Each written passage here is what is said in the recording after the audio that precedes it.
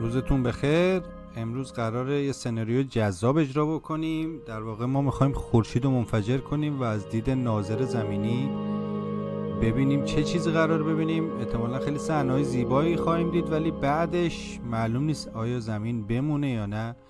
خب میریم سناریو شروع بکنیم. من سرعت شبیه سازی رو خیلی کند میکنم و اینجا خورشید رو منفجر میکنم. ببینید تغییر کرد. حالا میرم روی زمین ببینم اگر من روی زمین باشم چه صحنه‌ای خواهم دید.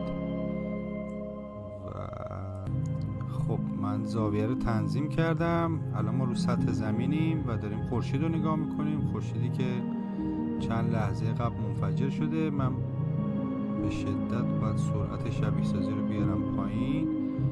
الان تقریبا سرعت واقعیه اولوش 1 ثانیه بر ثانیه و ببینیم چه اتفاقی میفته. من این سمت گراف های سطح زمین رو هم داشته باشم، ببینیم تغییرات در سطح زمین چجوری رخ میده. خب از دید ناظر زمینی فعلا خیلی همه چی قشنگ و زیباست و ما یه سوپرنووا اینجا داریم، ابرنواختر.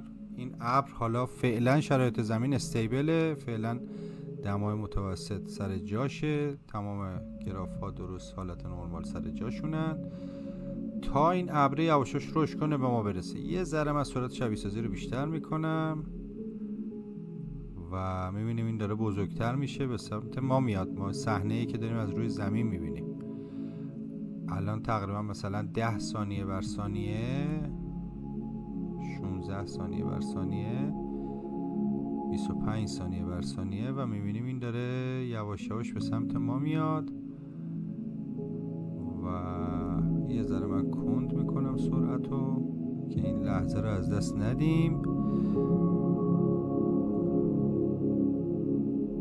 خب این داره به سمت زمین میاد. پارامترهای سمت زمین فعلا تغییر نکردن، دما همون 7 درجه.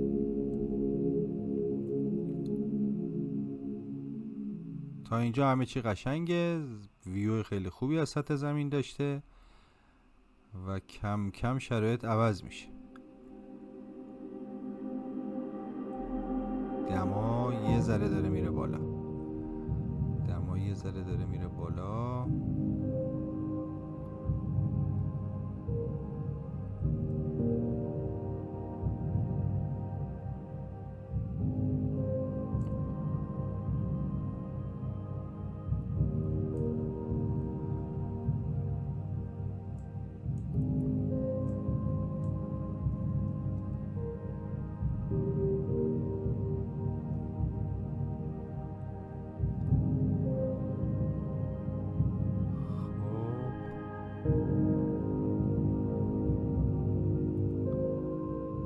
دما شروع به افزایش کرد، سطح زمین داره داغ میشه.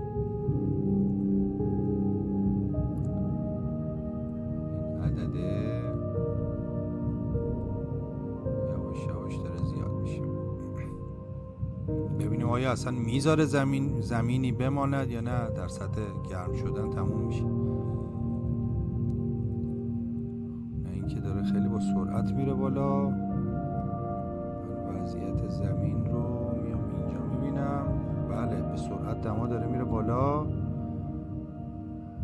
ماکسیموم دما به 200 درجه رسید. بیام پایین تر.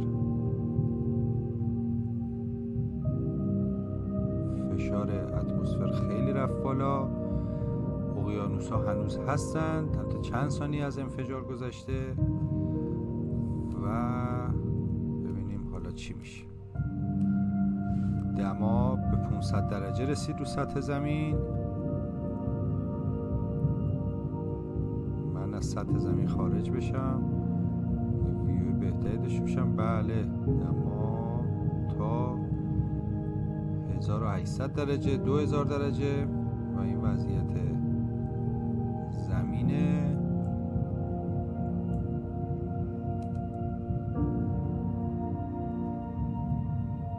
دمای متوسط 1600 درجه.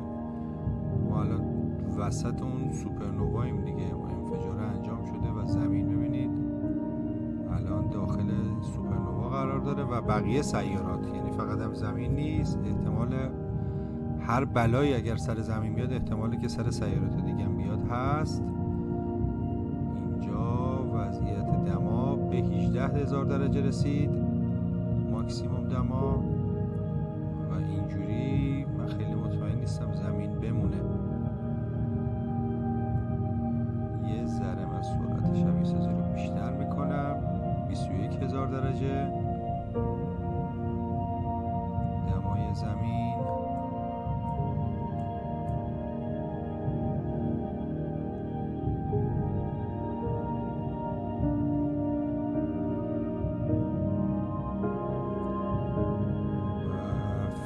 که جرم زمین سر جاشه.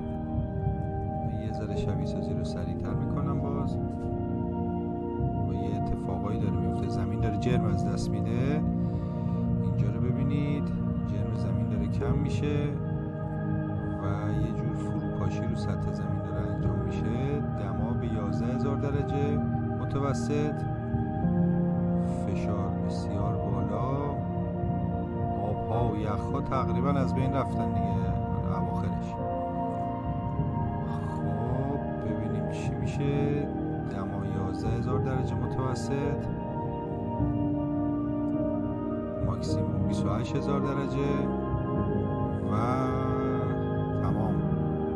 زمین از بین رفت. همون بلا سر زهره داره میاد.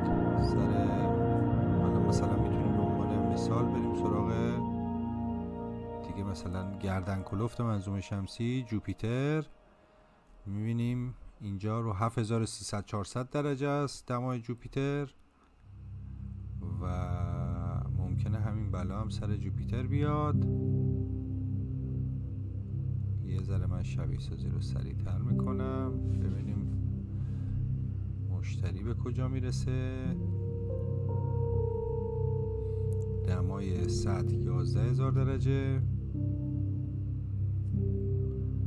این ابر داره همینجوری بزرگتر میشه، 18,000 درجه و مشتری هم از بین رفت. خودش اتومات رفت سراغ اورانوس. ببین اورانوس هم داره جرم از دست میده، 10,000 درجه و تمام منظومه شمسی رو از بین برد دیگه. این انفجار زیبای سوپرنوا تمام سیارات رو به ترتیب از بین برد. خب من سرعت رو بیشتر میکنم فقط ما رشد اینو ببینیم. بله اورانوس هم از بین رفت و همینطور نپتون و پلوتو. خب ممنون که ویدیو رو دیدید. خسته نباشید. خدا نگهدار تا ویدیو بعدی.